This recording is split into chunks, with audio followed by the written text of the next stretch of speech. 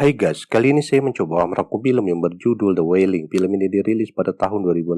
Saya doakan bagi para penonton sehat selalu, diberikan rezeki dan diberi umur panjang. Kertas karton pohon anggur, semoga para penonton dapat terhibur.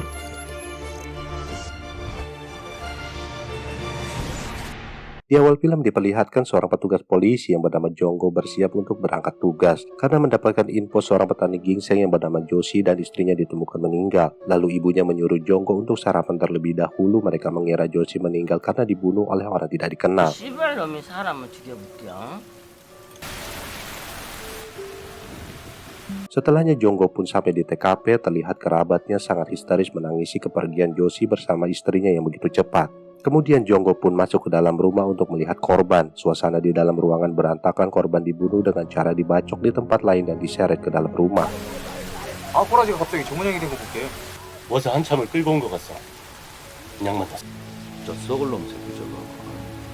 Setelahnya para petugas polisi mendatangi gudang tempat pembunuhan terjadi. Keesokan harinya, Jonggo sedang berdiskusi dengan salah seorang temannya mengenai pembunuhan yang terjadi setelah datang orang tua Jepang tiba di desa Gokseong. Tetapi Jonggo tidak percaya perkataan dari temannya begitu saja. Ia mengira mungkin pria Jepang itu hanya salah makan jamur sehingga berubah menjadi seperti monster. 아마도 내 말이 맞을 것이오. 아이 겁니 무식해갖고 허라소리 받아. Sedang asiknya mengobrol, tiba-tiba saja listrik padam, hujan semakin lebat, lalu mereka berdua melihat seorang wanita di luar pintu kaca, yang ternyata Jonggo sedang bermimpi lalu terbangun dan ikut makan bersama keluarganya. Keesokan harinya seorang pria yang bernama Byung-jae sedang menelusuri hutan dan mendapatkan rusa buruan, namun ia terperosok dan pingsan. Setelahnya Byung-jae sadar dan melihat seorang pria Jepang yang bernama Kunimura tidak memakai baju sedang mengobrak-abrik tas miliknya yang terjatuh, lalu memakan rusa buruannya mentah-mentah. Lalu pria monster bermata merah tersebut mendekat mau menangkapnya.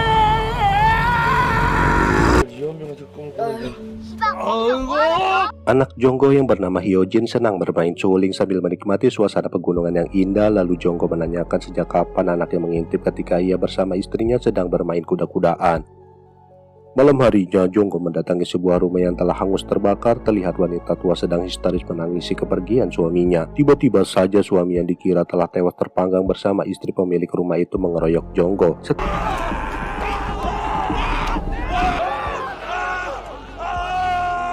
Setelahnya Jonggo pergi ke kantornya, lalu Hyojin membawakan salinan baju ganti dan meminta Jonggo untuk mandi terlebih dahulu. Kemudian Hyojin pun pulang. Keesokan harinya ditemukan mayat wanita tergantung di sebuah pohon besar di pinggir jalan. Ternyata wanita itu adalah pemilik rumah yang terbakar. Setelah polisi memeriksanya, ternyata wanita itu tewas ditikam sebelum digantung. Seorang temannya tiba-tiba memanggil Jonggo dari dalam TKP. Ia menemukan pisau yang dipakai untuk menikam wanita yang telah tewas itu.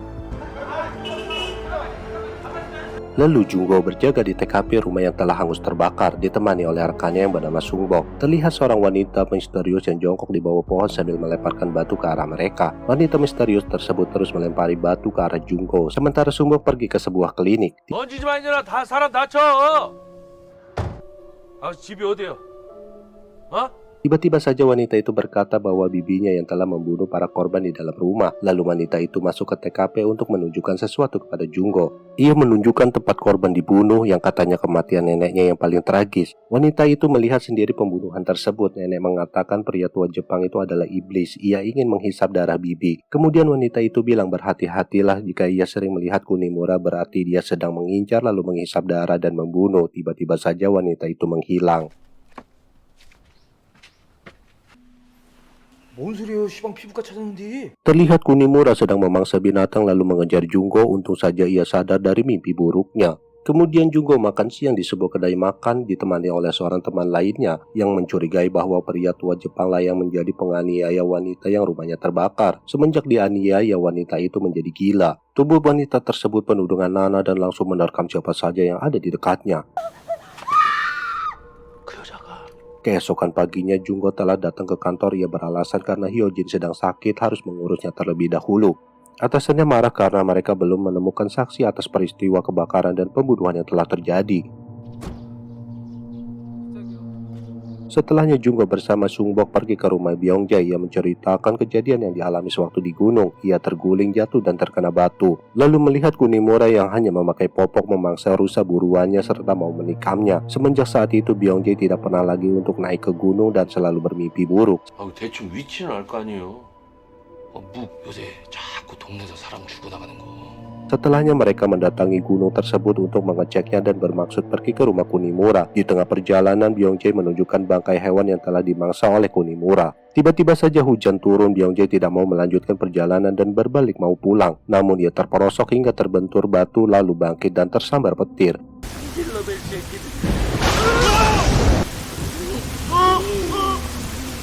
Kemudian mereka segera ke rumah sakit untuk mengobati Byongjae yang tersambar petir. Istrinya pun datang untuk menemaninya. Terjadi peristiwa yang sangat menakutkan ketika berada di rumah sakit. Seorang pasien di lantai atas berteriak histeris. Semua perawat dan dokter datang untuk membantu menahannya, tetapi pasien tersebut meronta dan mengeluarkan darah dari mulutnya lalu mati.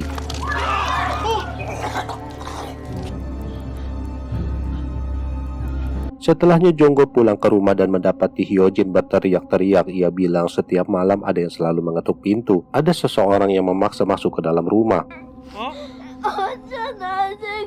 Keesokan harinya Junggo, Sungbok bersama seorang temannya yang bernama Yisam sebagai penerjemah bahasa Jepang pergi mendatangi rumah Kunimura yang berada di pegunungan. Sesampainya mereka di sana, mereka langsung masuk ke dalam rumah untuk menggeledahnya. Sungbok melihat sebuah ruangan dipenuhi dengan foto-foto orang yang terbunuh dengan cara yang mengerikan.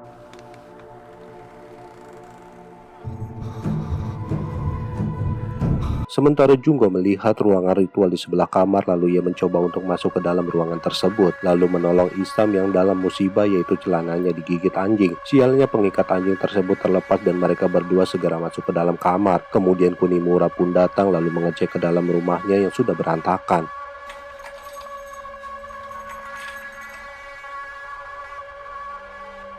Kemudian mereka pun kembali pulang, tetapi Sungbok sangat ketakutan. Ia menceritakan apa yang dilihat di ruangan lainnya. Banyak foto orang yang masih hidup lalu menjadi gila dan mati mengenaskan. Sungbok juga bingung menemukan 11 sepatu milik Hyojin di sana dan apa kegunaannya. Kemudian Jonggo segera pulang ke rumah lalu menanyakan Hyojin pernahkah bertemu dengan Kunimura. Hyojin malah marah dan berteriak kepada Jonggo.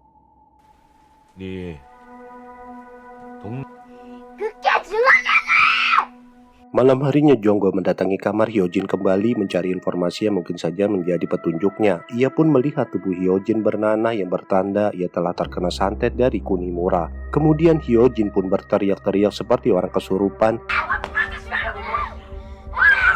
Neneknya bilang telah memanggil dukun ternama untuk mengusir hantu yang merasuki tubuh Hyojin. Jika dibiarkan maka mereka semua akan bernasib sama. Keesokan harinya Hyojin dibawa ke rumah sakit oleh ibu dan neneknya. Terlihat wajahnya yang sinis dan penuh dengan kemarahan. Sementara Jonggo mendatangi Yisam untuk ikut mengantarkannya kembali ke rumah Kunimura yang tinggal di tengah gunung. Sesampainya mereka di sana, Jonggo mengecek paspor lalu menggeledah seisi rumah. Ia menanyakan kemana foto-foto yang berada di dalam ruangan. Kunimura bilang ia telah membakarnya di dapur. Kemudian Jonggo menanyakan maksud dan tujuan Kunimura datang ke desa Gokseong.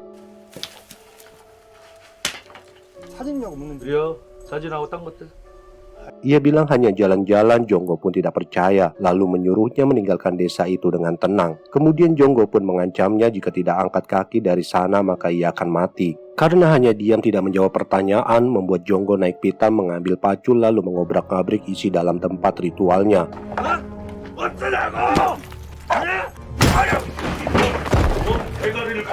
Anjing milik Kunimura pun terlepas lalu masuk ke dalam ruangan dan akhirnya anjing itu mati di tangan Jonggo. Keesokan harinya istri Jonggo menemukan seekor kambing hitam yang lehernya tergorok tergantung di depan rumah mereka. Sementara Jonggo tidak dapat berdiri lalu ia pun diterapi.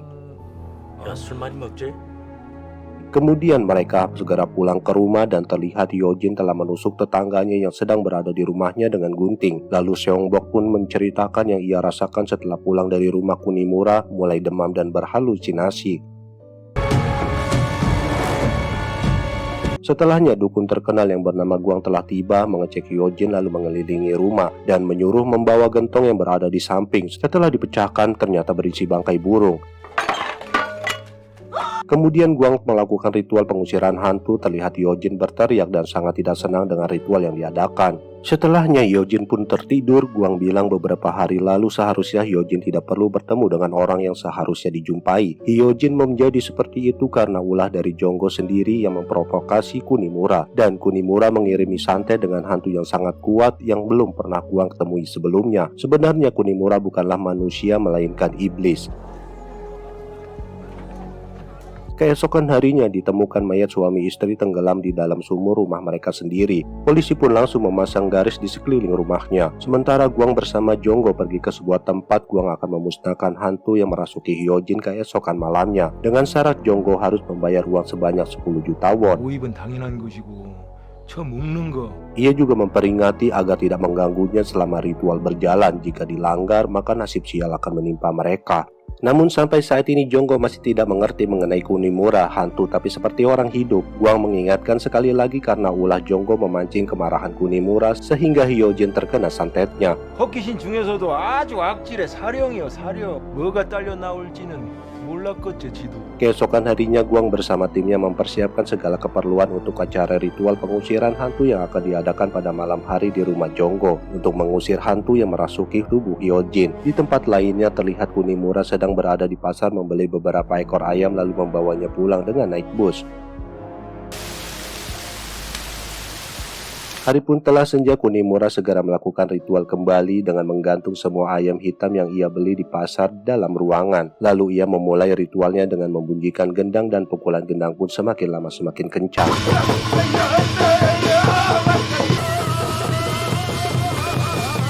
Sementara Guang juga memulai melakukan ritual pengusiran hantu diiringi dengan suara gendang dan trompet serta membakar kayu di sekelilingnya. Lalu Guang menari-nari dengan memegang kipas di tangan kanan dan kerincing di tangan kirinya. Lalu menusukkan pisau ke potongan daging yang telah digantung. Kini pertarungan jarak jauh antara Guang dan Kunimura dimulai. Terlihat Hyojin berteriak-teriak dan meronta-ronta.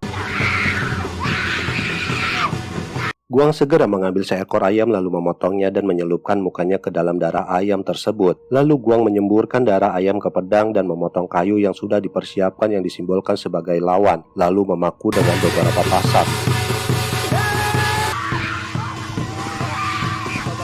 Kunimura pun harus mengakui kehebatan Guang. Ia tidak kuat lagi untuk menabuh gendangnya. Lalu perutnya pun kesakitan dan berusaha merayap lalu pingsan.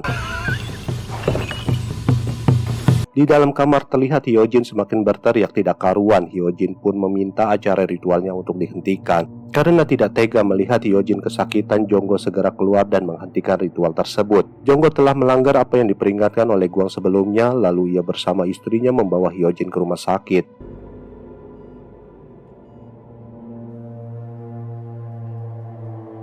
Setelahnya Jonggo bersama Yisa mendatangi seorang pendeta. Pendeta itu menjelaskan semua itu hanyalah rumor belaka. Ia telah mendengar berbagai hal mengenai Kunimura. Kemudian mereka berdua pergi ke warteg milik temannya. Kebetulan saja temannya yang lain sedang berkumpul di sana. Lalu mereka segera pergi dengan membawa segala perkakas. Setelahnya mereka pun tiba di rumah Kunimura lalu mendobrak pintunya untuk masuk ke dalam. Dan terlihat perlengkapan acara ritual yang telah dilakukannya untuk melawan Guang semalam.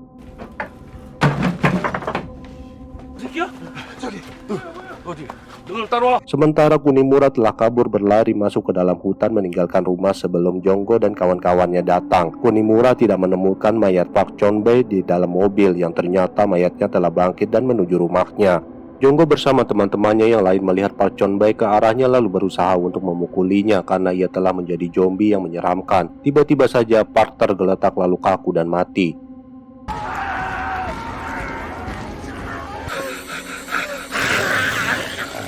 Lalu mereka melihat Kunimura sedang bersembunyi di balik dedaunan dan mengejarnya masuk ke dalam hutan. Namun Kunimura dapat lolos dari pengejaran padahal Jonggo harus menangkapnya untuk menyelamatkan nyawa Hyojin. Sementara ibu dan istri Jonggo menemui Guang di rumahnya. Setelahnya mereka pun pulang di tengah guyuran hujan yang sangat lebat. Lalu Jonggo mencoba menghubungi istrinya tetapi tidak diangkatnya. Namun dari arah yang berlawanan truk melintas, Jonggo segera banting setir, hampir saja mereka bertabrakan.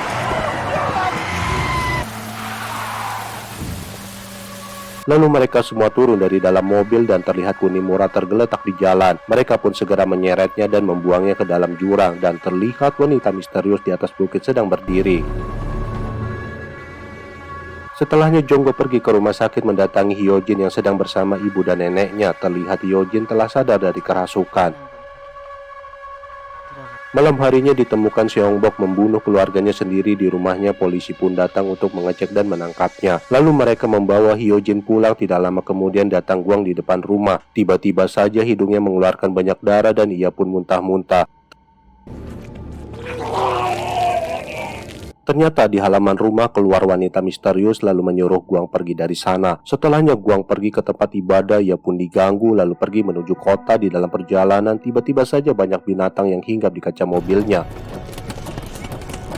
Lalu ia keluar dari dalam mobil dan berteriak-teriak di tengah jalanan yang sepi. Ia pun segera kembali menuju desa Gokseong. Kemudian Jonggo melihat HP-nya dan mendapati banyak panggilan tidak terjawab. Lalu ia pun menelpon Gwang kembali dan menuju tempat ibadah namun sudah kosong. Tidak lama kemudian Gwang menelpon Jonggo kembali. Ia menyuruh Jonggo untuk segera pulang ke rumah untuk menjaga Hyojin. 아까 자네 집 앞에서 뭔 여자를 봤는데. Gwang mengatakan ia salah lihat, bukanlah Kunimura yang membuat Hyojin menjadi seperti itu, melainkan wanita misterius itulah hantunya yang menyebabkan kekacauan di desa Gokseong selama ini. 다 불었는가? Kunimura mau membunuh wanita misterius itu untuk menyelamatkan orang-orang yang telah dibunuh olehnya. Kunimura adalah seorang dukun seperti dirinya. Kemudian Jonggo segera pergi pulang. Sesampainya di rumah ia tidak mendapati Hyojin di kamar, padahal tidur di samping neneknya. Lalu ia mengeceknya keluar rumah dan menemukan wanita misterius di depan gang rumahnya. Jonggo sedang mencari anaknya yang pergi dari rumah. Wanita itu sepertinya mengenal Hyojin sebelumnya. Ia bilang Hyojin disantet oleh Kunimura, tetapi Jonggo tidak mempercayainya. Wanita itu bilang Hyojin baru saja pulang ke rumah. Ia juga menyarankan jangan pulang sekarang. Jika ia pulang maka seluruh anggota keluarganya akan mati. Wanita itu bilang Kunimura menunggu Jonggo pulang ke rumah demi memusnahkannya. Sebentar lagi hantu akan datang ke rumahnya. Sementara Hyojin ditemukan ibu dan neneknya sedang berdiri di depan rumah dengan wajah yang sangat menakutkan lalu menghampiri mereka berdua. Setelahnya Hyojin makan dengan rakusnya melahap apa saja seperti kerasukan hantu kembali.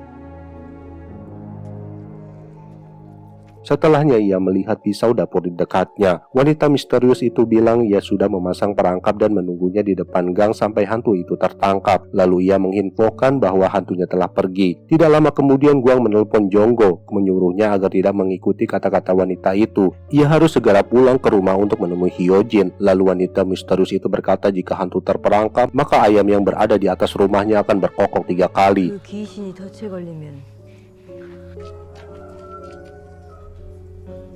Jonggo pun bertanya mengapa ia melakukan semua itu kepada Hyojin. Itu karena ulah Jonggo sendiri karena mencurigai orang dan mau membunuhnya. Kemudian Jonggo pun segera pergi pulang, namun sialnya wanita misterius itu menahannya. Jonggo pun tersadar jika wanita itu yang telah menyebabkan kekacauan semuanya selama ini. Sesampainya di rumah, Jonggo mendapati ruangan berantakan dan darah berceceran. Istri dan ibunya juga telah tewas di tangan anaknya sendiri.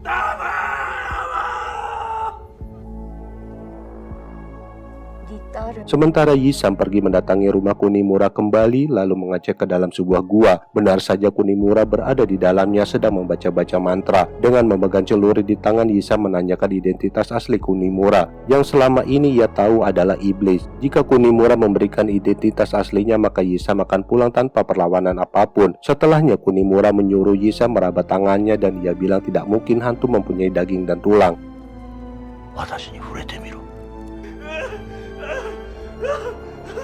Lalu wajah dan tubuh Kunimura berubah menjadi iblis yang menyeramkan. Yisam pun sangat ketakutan. Keesokan harinya Gwang mendatangi rumah Jonggo kembali. Ia melihat Hyojin sedang duduk di teras rumah. Lalu ia masuk dan memfoto Jonggo. Sampai di sini film pun berakhir. Saya ucapkan terima kasih. Sampai jumpa kembali.